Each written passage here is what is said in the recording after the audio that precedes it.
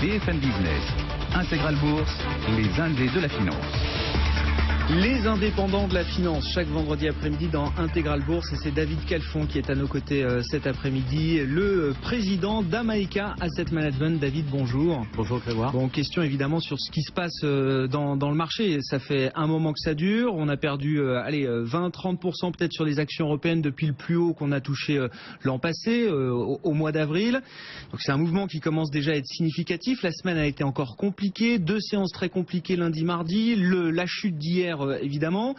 Est-ce qu'on a peu ou prou capitulé, ou est-ce qu'il y a encore des éléments qui plaident pour bien une poursuite de ce mouvement de déroute des marchés là? Écoutez, je pense qu'on se rapproche d'une capitulation. La journée d'hier était quand même assez significative. Il y a eu de gros volumes échangés, ce qu'il n'y a pas eu forcément depuis un petit moment. Et puis, si l'on en croit certains indicateurs techniques qui sont calculés par des bureaux de recherche comme celui de Morgan Stanley, on voit qu'il suit ces fameux indices de capitulation. Ouais. Et on est maintenant à peu près à 2 écarts types, donc des chutes très, très significatives. On s'en rapproche. On n'a pas eu encore la fameuse journée du grand bain comme on avait eu le 24 août dernier. On a un marché qui part à -8 en cours de séance, puis qui clôture vers -2 et après tout le monde reprend ses esprits. On n'a pas eu encore cette journée-là, donc encore un petit peu de prudence. Oui, donc, tout le monde l'attend cette journée. Oui. Est-ce qu'elle viendra, ou est-ce que parce que justement tout le monde l'attend, peut-être qu'elle ne viendra pas? Écoutez, bon, l'avenir le dira. Mais ce qui est important de comprendre, c'est que la crise que l'on a actuellement, c'est pas une crise économique. C'est une crise de confiance. Et cette crise de confiance, elle est multiple. Les investisseurs n'ont plus confiance en l'état économique de la Chine. Ils n'ont plus confiance sur l'impact et les répercussions que peut avoir la baisse du pétrole. Ils n'ont plus confiance dans la santé de l'économie américaine. Ils n'ont même plus confiance dans les banques centrales. Alors, si on reprend un petit peu, parce que je pense que c'est important de reprendre ces points un par un. On va commencer par la Chine. Bon, la Chine... Ça ralentit depuis combien de temps maintenant? Depuis 2007, on était à 14% de croissance, et puis graduellement, plus le poids de la Chine grossit, moins ça grossit rapidement, c'est assez logique. Alors, on va laisser de côté les chiffres économiques, parce qu'en plus, il y a plein de gens qui vous disent, les chiffres... Ils sont débattus. Ils sont gros, ils sont pas bons, etc. Bon, écoutons les entreprises. Juste avant de passer en plateau, je regardais les chiffres de Volkswagen. En janvier, donc c'est récent, les ventes de Volkswagen en Chine en croissance de 14%. LVMH qui vous dit également que en Chine ça va plutôt pas mal. Hermès vous dit 2016 un peu plus compliqué que 2015 en Chine, mais c'est pas un effondrement. Mercedes qui augmente ses ventes en janvier de 52% en Chine, et Daimler qui vous dit que le marché automobile va croître de 8%. C'est pas une récession, c'est pas un effondrement, c'est un ralentissement normal. Ni plus ni moins que ce qu'on a depuis, effectivement, vous nous dites 2007-2008, c'est un mouvement qui continue. Exactement, c'est la normalisation. Alors maintenant, si on regarde l'impact de la baisse du pétrole, parce que c'est aussi un foyer d'inquiétude, et notamment avec les répercussions sur le secteur bancaire. On va reprendre les chiffres. Les crédits bancaires aux États-Unis sur le secteur pétrolier, donc les entreprises, 300 milliards de dollars. Bon, on va prendre une hypothèse un peu violente, on va dire que 20% de défauts, c'est quand même très au-delà des normes classiques. Ça coûte combien de mois de résultats? Ça coûte 60 milliards de dollars.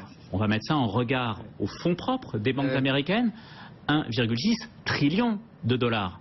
C'est un problème, oui, c'est un problème gérable. On l'a vu, Wells Fargo, ils nous ont annoncé des résultats, ils nous ont annoncé une augmentation des provisions pour créances douteuses.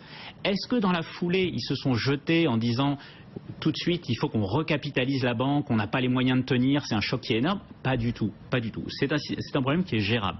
Maintenant, il y a un deuxième point sur le pétrole, c'est qu'on a vu ces derniers jours, les rumeurs commencent à se propager.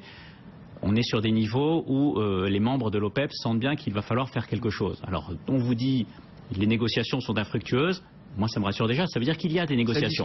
Ça discute. Voilà. Donc on est. Alors les seuls qui parlent pas aujourd'hui, ce sont les Saoudiens. Donc beaucoup de gens au sein de l'OPEP parlent, mais les Saoudiens ne parlent pas. Donc effectivement, le jour où les Saoudiens se mettront à parler, peut-être que là, c'est qu'il se passera vraiment quelque chose. Si on passe maintenant à l'économie américaine, il y a quand même des gens qui sont de temps en temps qui vous lancent des grandes phrases comme ça. La dernière que j'ai entendue, c'était récession 2016 pour les États-Unis. Bon, on vient d'avoir les chiffres de vente au détail. On a eu plein de chiffres par avant. on n'est pas dans un environnement récessionniste. On est dans un environnement qui ralentit, mais je crois qu'on attache un petit peu trop d'importance aux données sur le secteur manufacturier. Le fameux ISM manufacturier, c'est l'indice d'activité de l'industrie. Cet indice, il est à 48. 48, c'est un peu inquiétant. On est en dessous du niveau des 50. C'est un niveau 48, c'est pas compatible avec une expansion économique. Maintenant, je voudrais qu'on regarde l'indice global de l'ISM. Avec les services. Exactement. Une économie, c'est pas que de l'industrie, c'est l'industrie et les services. Cet indicateur-là, il est à 52. Il évolue depuis 2010, il évolue entre 52 et 58. C'est pas récessionniste. Voilà. Ce qui fait peur aux États-Unis, c'est quand même ce ralentissement qu'on constate. Alors que certains estiment qu'on ira jusqu'à la récession, voilà, c'est sans doute à discuter aujourd'hui, mais on voit ce ralentissement. Et on se dit qu'en termes de timing, c'est là où la Fed commence à monter ses taux. Et voilà, de retirer de la liquidité, en tout cas de resserrer les conditions financières au moment où l'économie ralentit, on dit que c'est pas un bon cocktail. Effectivement. Et là, vous rejoignez le quatrième point, qui est la défiance envers les banques centrales. Vous entendez le terme de bashing, qui est le dénigrement systématique des banques centrales. Effectivement, on n'en est pas loin. On a eu toute une période où c'était merveilleux, les banques centrales étaient aux commandes. Maintenant, dès que les banques centrales font quelque chose, c'est jamais dans le bon sens, c'est jamais assez, c'est jamais comme il faut. Il y a toujours quelque chose qui ne va pas.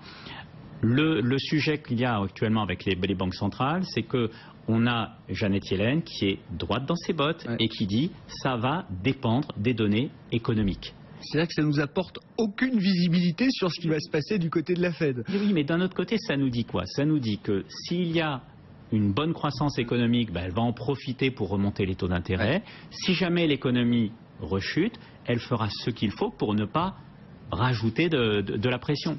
Le bilan des banques centrales, juste pour terminer, le bilan des banques centrales, il ne faut pas oublier, il est quand même pas mauvais. Depuis 2008, la Fed Ils ont sauvé le système. Ils ont sauvé le système. La BCE, depuis 2011, elle a fait quand même pas mal de choses qui étaient assez intéressantes. Donc bon, il faut quand même leur laisser au moins le bénéfice du doute. Juste une remarque quand même. Vous dites c'est pas une crise économique, c'est une crise de confiance. Moi je vous dis oui, c'est une crise de confiance, c'est pas encore une crise économique. C'est-à-dire que si ça et ça pourrait le devenir. C'est ça le problème. C'est que le marché joue la crise économique et en jouant la crise économique, il la provoque. Oui, c'est un phénomène bien connu, autoréalisateur, c'est le grand classique. C'est effectivement le vrai risque à monitorer. C'est véritablement celui. Et comment on regarde ça? Parce que c'est compliqué. Qu'est-ce qu'il faut suivre parce que les effets de transmission, peut-être qu'ils ont lieu en ce moment, qu'on les verra dans un mois, 2 mois. Alors, il y a deux choses à suivre. Il faut suivre d'abord les consommateurs, parce que c'est eux qui détiennent quand même une bonne partie de l'économie en ce moment, avec des gains de pouvoir d'achat qui sont très significatifs avec la baisse du pétrole. Donc, il faut suivre la confiance des consommateurs. Que ce soit la confiance des consommateurs en zone euro, que ce soit l'indice du Michigan, donc la confiance des consommateurs aux États-Unis, pour le moment, on est en train d'osciller sur des niveaux qui sont historiquement élevés. Donc, à aujourd'hui, il n'y a pas de signe. Le deuxième signe la deuxième chose à suivre, c'est au niveau des entreprises, puisque les entreprises détiennent les clés de l'investissement. C'est la décision de savoir est-ce qu'on va embaucher quelqu'un de plus, est-ce qu'on va lancer un investissement de plus ou pas. Donc effectivement, ces chefs d'entreprise, il faut voir si eux sont contaminés. Pour le moment, on n'en a pas de signe. Alors effectivement, on peut jouer à se faire peur. Moi, j'ai beaucoup de mal avec ça. Il faut regarder les chiffres. Mais tant qu'on n'a pas ces signaux-là, on n'a pas le droit de le dire.